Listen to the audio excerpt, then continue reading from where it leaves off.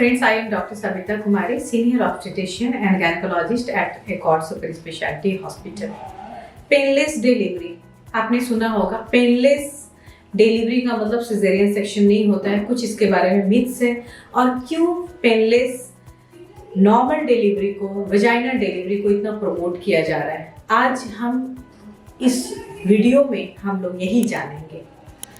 तो painless delivery सबसे पहले क्यों इसकी इतनी ज़रूरत पड़ रही है। आप आए दिन न्यूज़पेपर में, मीडिया पे आप देखते होंगे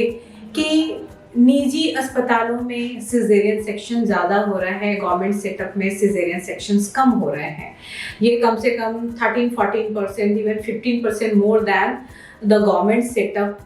at private setup they are doing cesarean, doctors are doing cesareans।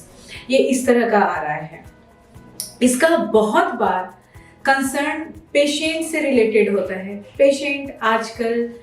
होते हैं कि थोड़े लग्जरियस लाइफ है, थोड़ा टॉलरेंस पावर कम है। ये नहीं बोलना चाहिए, बट पहले के सिनेरियो में अब थोड़ी चीज़ें चेंज हो गई हैं। अब पेन के लिए टॉलरेबिलिटी बहुत कम हो गई है, ठीक है। तो क्या होता है कि कई बार प्रसव के दौरान कई बार महिला या उनके अटेंडेंट वो इतने लेबर पेन, पेशेंट को लेबर पेन में देखकर इतने परेशान हो जाते हैं कि वो फोर्स भी करते हैं कि हमारा सिजेरियन सेक्शन कर दीजिए। या कई बार होता है कि हाँ, बेबी का एक सीटीजी आपने सुना होगा, जैसे बड़ों लोगों का ईसीजी होता है, वैसे बच्चों में सीटीजी जब पेट के अंदर में भी होता है तो एक ग्राफिकल रिप्रेजेंटेशन होता है उसके हार्ट रेट का, उसमें थोड़ा सा भी कुछ चेंज आता है तो पेशेंट भी स्केयर्ड हो जाते हैं, क्योंकि कई बार चेंजेस जो होते हैं वो ट्रांजिएंट होते हैं, दैट मे बी करेक्टेबल। उसके बाद भी हम नॉर्मल का ट्रायल ले सकते हैं, लेकिन इसके लिए आगे नहीं बढ़ते हैं। तो इन चीज़ों को लेकर स्पेशली पेन की वजह से बहुत ज़्यादा, जब पेन ज़्यादा हो रहा है उसके वो नहीं बर्दाश्त कर पा रहे हैं, तो ये हमारा है कि अब नॉर्मल डिलीवरी के दौरान पेशेंट जो मदर है, वुड बी मदर, वो प्रसव का आनंद ले सके, ठीक है। इसके लिए पेनलेस डिलीवरी आजकल हम लोग ये चर्चा में विषय है। इसमें पेनलेस डिलीवरी होता क्या है? पेनलेस डिलीवरी ये होता है कि जब शुरुआत में आप लेबर पेन में जाते हो, स्पॉन्टेनियस लेबर पेन है या इंड्यूस्ड लेबर पेन है। इंड्यूस्ड लेबर पेन और स्पॉन्टेनियस लेबर, इस पे भी वीडियो हमने बनाया है, आप वो देख सकते हैं। तो इंडक्शन में हम लोग क्या करते हैं कि आर्टिफिशियल, जब एक ईडीडी, जब आपके पेपर पे डॉक्टर आपकी डेट डिसाइड करते हैं, फर्स्ट अल्ट्रासाउंड जो फर्स्ट 3 महीने के अंदर जो अल्ट्रासाउंड हुआ या तो उससे डिसाइड करते हैं। अगर आप बहुत पार्टिकुलर हैं आपने साइकिल को लेकर कि आपकी साइकिल बहुत रेगुलर है, 28 दिन की साइकिल है, तो आपके जो एलएमपी होता है उसके अनुसार भी डेट जो निकाला जाता है, उस डेट को अगर क्रॉस कर रहे हो आप, या बेबी में कुछ ऐसा रिस्क है जो कि मदर के पेट के अंदर, ऊंब के अंदर छोड़ने पर बेबी का रिस्क और बढ़ जाएगा, बेटर होगा कि बेबी को निकालकर बाहर नर्सरी में रखा जाए या मदर साइड में शिफ्ट कर दिया जाए, तो बेबी ज़्यादा अच्छा उसकी ग्रोथ होती है, ज़्यादा अच्छा डेवलपमेंट होता है। तो वैसे कंडीशन में जिसमें इंट्रायूट्राइन कोई प्रॉब्लम है तो बेबी को निकालना होता है, तो उसमें इंडक्शन हम लोग करते हैं। स्पॉन्टेनियस मतलब हो गया कि अपने आप पेन आया और लेबर पेन में गए और डिलीवरी हो गई, ठीक है ना, तो उसको स्पॉन्टेनियस लेबर कहते हैं। अब क्या है कि आपको दोनों तरीके से इंड्यूस किया गया या फिर स्पॉन्टेनियस लेबर में गए हो, तो जब आप, एक होता है लेटेंट फेज, मतलब कि शुरू में हल्के फुल्के दर्द आ रहे हैं, थोड़ा बहुत पेन हो रहा है, यूट्रस का माउथ थोड़ा सा खुला है, तो उस टाइम में जब यूट्रस आप एक्टिव लेबर में जाते हो, एक्टिव लेबर किसको कहते हैं कि जब 3 सेंटीमीटर से ज़्यादा बच्चेदानी का माउथ ओपन हो गया है, ठीक है, सर्टेन है कि हेड थोड़ा सा और एक सर्टेन एक पोजीशन पे एंगेज हो गया है, ठीक है ना। एंगेज मतलब उसका बेबी का हेड का कोई डायमीटर होता है जो कि मदर के बोनी पेल्विस के किसी डायमीटर को क्रॉस करके वो उसका जो एंगेजमेंट का डिफिनीशन है, वो बेबी का हेड एंगेज हो गया है, वो 3 to 4 सेंटीमीटर डायलेटेड हो गई है। अब उसको कंटिन्यूअस पेन आ रहे हैं, मतलब इंटरमिटेंट पेन आ रहे हैं, 3 to 5 मिनट्स के इंटरवल पे उसको पेन्स आ रहे हैं, मतलब 10 मिनट में वो 3 या 3 से ज़्यादा पेन अगर उसको महसूस हो रहा है, जो कि 45 to 60 या उससे ज़्यादा सेकेंड्स तक परसिस्ट कर रहा है, तो वैसी स्थिति में क्या करते हैं, जहाँ ये हायर सेटअप में ही कराना चाहिए, जहाँ पे एनेस्थेटिस्ट 24/7 अवेलेबल हो, तो एनेस्थेटिस्ट आते हैं और आपकी पीठ में एक सुई देते हैं, ये स्पाइनल एनेस्थीसिया नहीं है जो कि सिजेरियन के वक्त दिया जाता है, वो एक अलग चीज होती है, ठीक है। इसमें एक निडिल के माध्यम से प्लास्टिक का पतला सा कैथेटर 2 वर्टिब्री के बीच में, पीछे की जो रीढ़ की हड्डी होती है 2 वर्टिब्री के बीच में जो स्पाइनल कॉर्ड की लाइनिंग होती है, उसका सबसे बाहरी आवरण जो लाइनिंग होती है उसको ड्यूरा मैटर कहते हैं। तो वो इपीड्यूरल मतलब कि वो ड्यूरा वाले लेयर के ऊपर ही तक जाएगा वो निडिल, और वहीं पे उसको पेन किलर का जो भी ड्रग होता है वो इंजेक्ट किया जाता है। वो क्या काम करता है कि ड्रग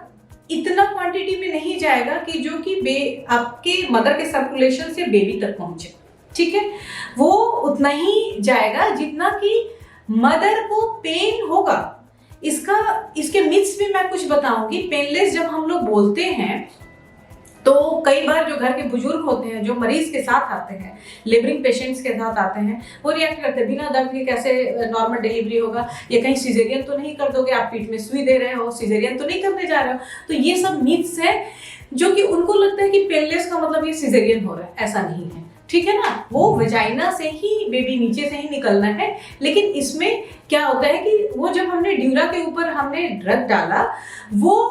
जो ब्रेन सेंस करता है किसी भी बॉडी में कुछ भी हरकत हो रही है, कोई भी एक्टिविटी हो रही है, जब तक हमारे ब्रेन को सिग्नल नहीं मिलता है तब तक नहीं पता चलेगा। आप बोल भी रहे हो, सुन भी रहे हो, कोई मुझे सुन रहा है, आप सुन रहे हैं, तो इसका सिग्नल भी आपके ब्रेन को दिया जा रहा है कि doctor Savita is talking something to you, और आप सुन पा रहे हो, ठीक है ना। तो वैसे ही पेन का फाइबर भी ना सेंस कराता है ब्रेन को, तभी आपको पेन महसूस होता है। तो आपका पेन का फाइबर जो है वो नंब कर दिया जाता है, वो सेंसेशन ब्रेन को सिग्नल नहीं जा पाता है, इसलिए आप पेन नहीं महसूस करेंगे। लेकिन यूट्रस का जो कॉन्ट्रैक्शन चल रहा है वो चलेगा, वो होगा, ठीक है ना। और उसमें क्या होता है कि मदर कॉन्ट्रैक्ट करेगी तो बेबी का अपना वो लेबर पेन में आगे प्रोसीड करेगा, बेबी डिलीवरी की तरफ होगा, ठीक है। तो इसमें इसका मिथ्स ये है कि पेनलेस का मतलब सिजेरियन नहीं होता है, और पेनलेस का मतलब ये भी नहीं होता है कि बेबी को नर्सरी की जरूरत होती है। हाँ, कई बार ऐसा होता है कि स्पाइन पे एपिड्यूरल एनाल्जेसिया एक्चुअली बोलना चाहिए, एनेस्थीसिया मतलब हो गया कि पूरी तरह से आप बेहोश हो गए, आपके मसल भी सब सेंसेशन सब नम हो गए, ऐसा नहीं होता है। इसमें बस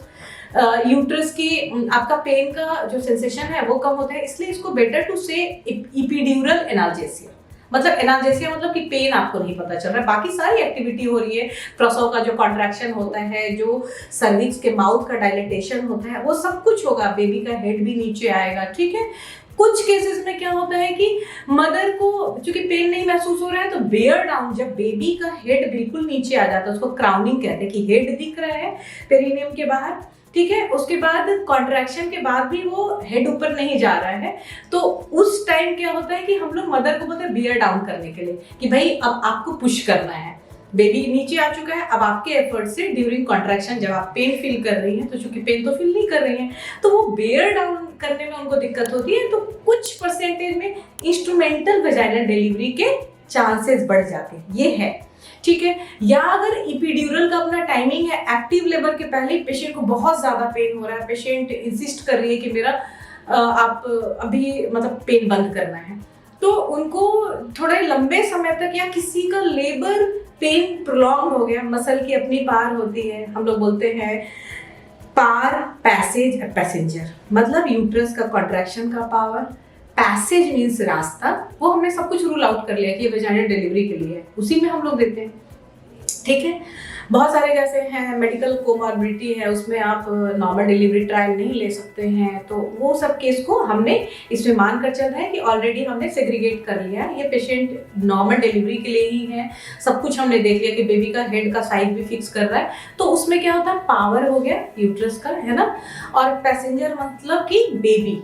और पैसेज मतलब कि मदर का जो रास्ता है, ठीक है ना। तीनों में कहीं भी कोई अगर डिस्क्रिपेंसी है तो लेबर थोड़ा सा प्रोलॉन्ग हो सकता है, तो वैसे में एपिड्यूरल थोड़ा सा हो सकता है कि मदर के सर्कुलेशन के थ्रू, थोड़ा सा अवल नाल के थ्रू होकर बेबी को चला जाए, तो बेबी में मेजर कुछ प्रॉब्लम नहीं होता है, अनटिल अनलेस अगर बेबी हेल्दी है, नॉर्मल वेट का है, ठीक है ना, IUGR बेबी नहीं है, ग्रोथ रिस्ट्रिक्टेड बेबी नहीं है, कोई कॉम्प्रोमाइज बेबी नहीं है, ठीक है ना, तो थोड़ा सा वो बेबी सोता हुआ निकलता है, बट वो तुरंत रिवाइव हो जाता है, ठीक है। तो एपिड्यूरल एनाल्जेसिया या पेनलेस डिलीवरी जो कहते हैं,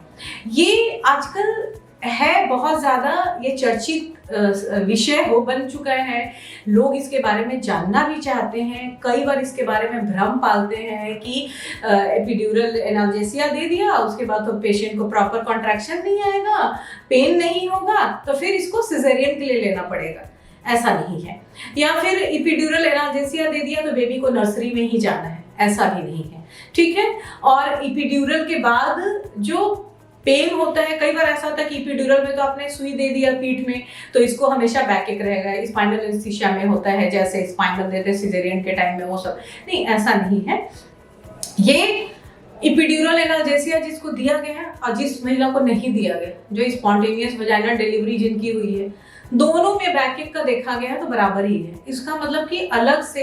एपिड्यूरल एनाल्जेसिया की वजह से या एपिड्यूरल कैथेटर जो लगाते हैं, जिसके थ्रू हम इंटरमिटेंटली ड्रग पुश करते हैं, ठीक है ना, उसकी वजह से बैकएक नहीं होता है, ठीक है। अगर बैकएक का कुछ रीजन है, ऑलरेडी आपके मसल्स, बैक मसल्स वीक हैं, हाइपोप्रोटीनेमिक है, आप में विटामिन डी, कैल्शियम थोड़ा कम है, ठीक है, बेबी ने आपका बेबी के फॉर्मेशन में सारी चीज़ों का यूज होता है, आपने रिप्लेसमेंट ठीक से नहीं लिया है, ठीक है, मतलब न्यूट्रिशंस रिप्लेसमेंट आपने नहीं प्रॉपरली लिया है, तो आपको हो सकता है। कई बार ये पोस्चर की वजह से भी होता है, ड्यूरिंग प्रेगनेंसी भी पोस्चर चेंज हो जाते हैं, तो ये मिथ्स है, ठीक है ना, it is one of the myths for epidural analgesia. और एपिड्यूरल एनाल्जेसिया से और क्या बेनिफिट है कि ऑफ कोर्स सिजेरियन सेक्शन कम हो जाते हैं, ठीक है, और नॉर्मल डिलीवरी ज़्यादा होती है। सरकार का एक टारगेट है कि सिजेरियन सेक्शन लेस देन 15% होना चाहिए, institutional delivery should be less than 15% और 15% for caesarean and more than 85% for the normal delivery. तो इस नॉर्म को, इस टारगेट को भी पूरा करने में पेशेंट की तरफ से भी हमें फुल सपोर्ट मिलता है। इसलिए epidural analgesia and painless delivery को हम लोग प्रमोट करते हैं। और आपको थोड़ा सा बस खर्च ज़्यादा होता है, एनेस्थेटिस्ट का खर्च की बात आती है, तो नॉर्मल डिलीवरी जो होता है, जो विदाउट एपिड्यूरल एनाल्जेसिया होता है, उससे थोड़ा ये कॉस्टली होता है, क्योंकि एनेस्थेटिस्ट का एपिड्यूरल कैथेटर का जो मेडिसिन यूज कर रहे हैं, एड ऑन एक्स्ट्रा मेडिसिन, और 24/7 जब तक डिलीवरी नहीं होती है एनेस्थेटिस्ट शुड बी देयर। तो इन चीज़ों को मिलाकर थोड़ा ये कॉस्टली होता है, बट बहुत ज़्यादा कॉस्टली नहीं होता है। तो आज हमने जाना कि पेनलेस लेबर, पेनलेस डिलीवरी हम क्यों प्रमोट कर रहे हैं, उसके जो मिथ्स थे, उस मिथ्स के बारे में कुछ आपके व्यू चेंज हुए होंगे, और उसके फ़ायदे क्या हैं। ऑफकोर्स नॉर्मल डिलीवरी हुई है तो मदर और बेबी, नॉर्मल डिलीवरी नॉर्मल नाम ही है, तो नॉर्मल डिलीवरी का जो बेनिफिट होता है कि आप तुरंत खा पी सकते हो, तुरंत उठ बैठ कर आप जैसे भी जा सकते हो, आपको एब्डोमेन पे स्टिच नहीं लगे हैं, इन्फेक्शन के रिस्क कम है, ठीक है, आपकी वाइटलिटी बनी रहती है, ज़्यादा अच्छी बनी रहती है, इन चीज़ों का आपको बेनिफिट मिलता है। तो आज की इसी पेनलेस लेबर के ऊपर जानकारी के साथ एक बार फिर से नमस्कार।